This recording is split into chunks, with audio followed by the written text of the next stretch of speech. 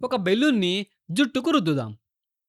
ఇప్పుడు దాని జుట్టు దగ్గరకు తీసుకెళ్తే అది జుట్టుకు అతుక్కుంటుంది. అదే బెలూన్‌ని కొన్ని చిన్న కాగితపు ముక్కల దగ్గరకు తీసుకెళ్తే ఆ ముక్కలు ఎగిరి బెలూన్‌కి అతుక్కుంటాయి. చూడ్డానికి భలే ఉంటుంది కదా! కానీ అసలు ఇక్కడ జరుగుతోంది ఏమిటి? అది ఇప్పుడు తెలుసుకుందాం. అసలు రుద్దక ముందు పరిస్థితి ఏమిటో చూద్దాం.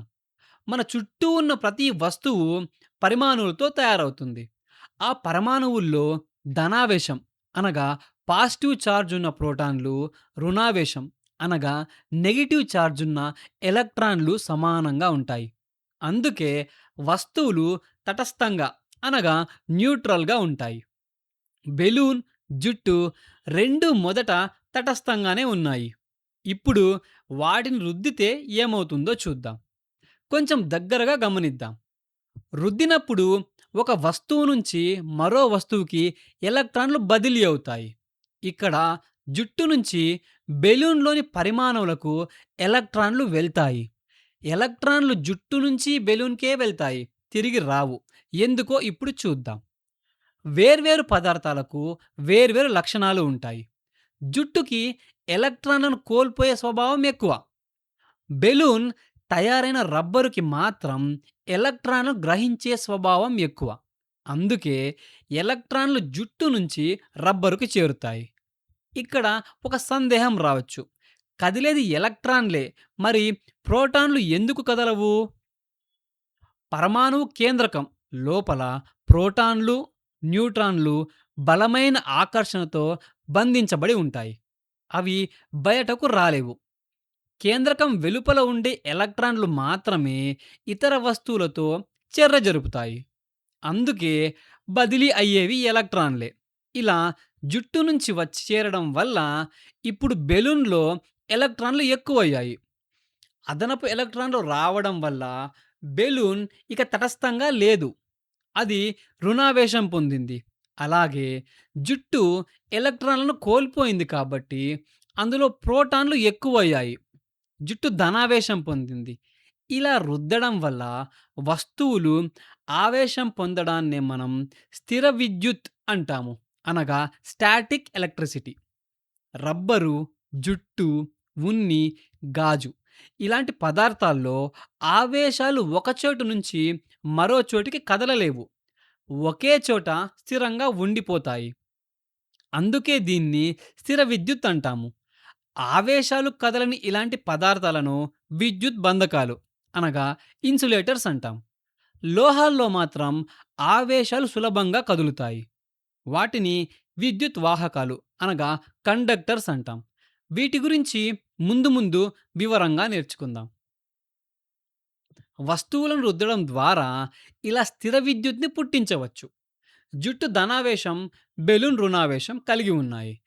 వ్యతిరేక ఆవేశాలు కాబట్టి అవి 2 ఒకదానికొకటి ఆకర్షించుకుంటాయి. అనగా అట్రాక్ట్ అవుతాయి. అందుకే బెలూన్‌ని కొద్దిగా దూరం జరిపితే జుట్టు దాని వైపుకు లాగబడి పైకి నిలబడుతుంది. ఇక్కడ ఆశ్చర్యం కలిగించే విషయం ఒకటుంది. ఒక వెంట్రుకను తీసుకోండి. మొత్తం భూమి తన గురుత్వాకర్షణ బలంతో దాన్ని కిందకు లాగుతుంది. కానీ బెలూన్‌పై ఉన్న ఆ చిన్న ఆవేశం భూమి బలాన్ని కూడా ఎదిరించి ఆ వెంట్రుకను పైకి లాగుతుంది. దీన్ని బట్టి ఒకటి అర్థమవుతుంది. గురుత్వాకర్షణ కన్నా స్థిర విద్యుత్ బలం ఎంతో బలమైనది. జుట్టు వెంట్రుకలన్నీ ఒకే ధనావేశాన్ని కలిగి ఉంటాయి. ఒకే ఆవేశం ఉన్నవి ఒకదానికొకటి వికర్షించుకుంటాయి. అనగా రిపెల్ చేయబడతాయి. వాన్ డి గ్రాఫ్ జనరేటర్ అనే యంత్రంతో మనం చాలా ఎక్కువ ఆవేశాన్ని పుట్టించవచ్చు. దాన్ని తాకితే ఆ ఆవేశం మన శరీరంలోకి ప్రవహిస్తుంది. అప్పుడు వెంట్రుకలన్నీ ఒకే ఆవేశంతో నిండిపోతాయి. ఒకదానికొకటి వికర్షించుకొని జుట్టంతా నిక్కబొడుచుకొని నిలబడుతుంది. ఇప్పుడు మొదట్లో చూసిన ఆ కాగితం సంగతి చూద్దాం. బెలూన్‌కు ఋణావేశం ఉంది. కానీ కాగితపు ముక్కలకు ఎలాంటి ఆవేశము లేవు. అవి తటస్థం. అయినా బెలూన్ ఆ ముక్కలను ఆకర్షించింది. ఆవేశమే లేని వస్తువును ఆవేశిత బెలూన్ ఎలా ఆకర్షించగలిగింది? ఇదే ఇప్పుడు మనం విడదీద్దాం. మన దగ్గర రుణావేశం ఉన్న బెలూన్, తటస్థంగా ఉన్న కాగితం ఉన్నాయి. కొంచెం జూమ్ చేసి కాగితం లోపలి పరిమాణులను గమనిద్దాం. బెలూన్‌పై ఉన్న రుణావేశం కాగితంలోని ధనావేశాన్ని ఆకర్షిస్తుంది. రుణావేశాన్ని వికర్షిస్తుంది. నిజానికి ఆ ఆకర్షణ, వికర్షణ బలాలు సమానమై రద్దయిపోవాలి. అయినా ఆకర్షణ జరుగుతుంది. ఎలా అన్నదే అసలు మెలిక. అసలు విషయం ఇక్కడే ఉంది. బెలూన్‌లోని రుణావేశం కాగితపు పరమాణువుల్లోని ఎలక్ట్రాన్లను వికర్షిస్తుంది. ఆ ఎలక్ట్రాన్లు పరమాణువును వదిలి బయటకు రాలేవు. కానీ పరమాణువు లోపలే కొంచెం వెనక్కి బెలూన్‌కు దూరంగా జరుగుతాయి. అప్పుడు పరమాణువు లోపల ఏం జరుగుతుందో ఈ చిత్రంలో చూద్దాం. ఇప్పుడు పరమాణువు లోపల ధనావేశం, రుణావేశం కొద్దిగా విడిపోయాయి. ధనావేశం ఉన్న కేంద్రకం బెలూన్‌కు దగ్గరగా ఉండిపోయింది. ఎలక్ట్రాన్లు వికర్షణ వల్ల బెలూన్‌కు దూరంగా జరిగాయి. ఇలా ఒకే పరమాణువులో ఆవేశాలు రెండు వైపులా విడిపోవడాన్ని ధ్రువణము లేదా పోలరైజేషన్ అంటాము. విద్యుత్ ధ్రువాలు ఏర్పడతాయి కాబట్టే దీనికి ఆ పేరు వచ్చింది. ఇప్పుడు ధనావేశం బెలూన్‌కు దగ్గరగా, రుణావేశం దూరంగా ఉన్నాయి.